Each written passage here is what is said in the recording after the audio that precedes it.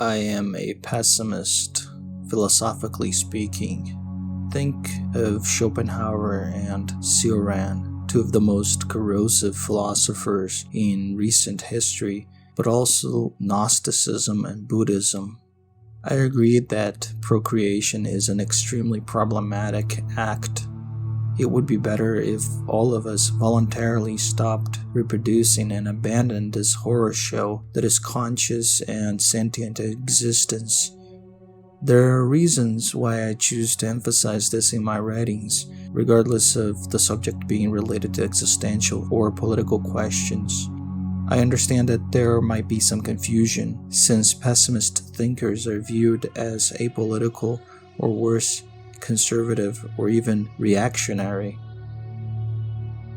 As incredible as it may seem, I owe a lot of my political shift to the left, to reading pessimistic philosophers and writers, although the shift didn't occur only because of them, of course.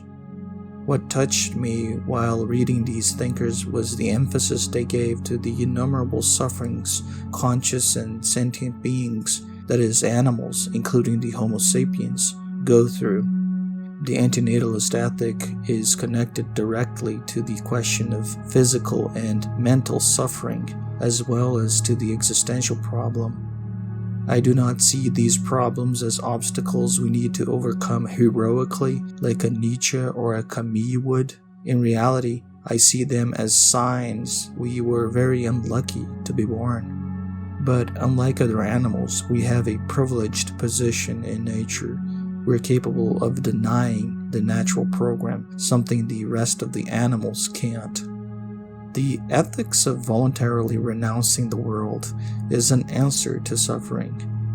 When we extrapolate that to the collective, we enter the realm of politics.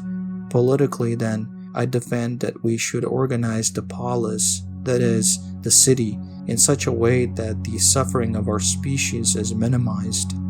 If this view is close to negative utilitarianism or not, it doesn't matter, because it's what can be done.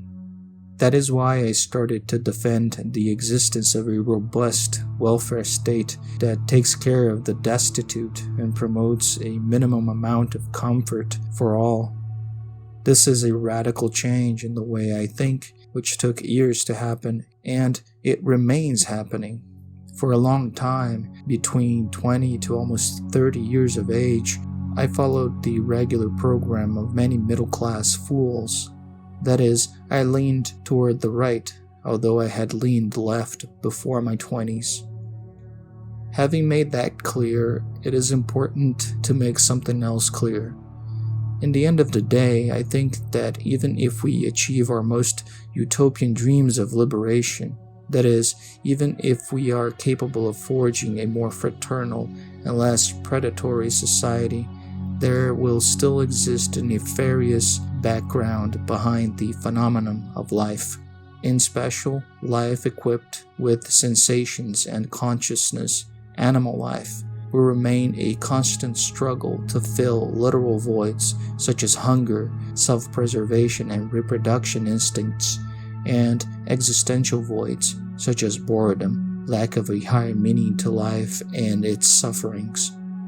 That means that even if we were to achieve an egalitarian fraternal utopia, this wouldn't alter the nefarious background of consciousness, no matter how incipient it may be. From roaches to humans, we were thrown here against our will in order to wither and enter in attrition with one another. Like the insects, we will keep living inside a program that hurts us and considers us disposable. Life suffers, and, to make matters worse, it consumes itself trillions of times every day in order to survive. Even if the goals of the so-called trans-humanists became true, even if we were capable to extend life indefinitely through medical technologies or by transferring our minds to supercomputers, nothing would change the need to fill voids and the friction we all cause and suffer just by existing.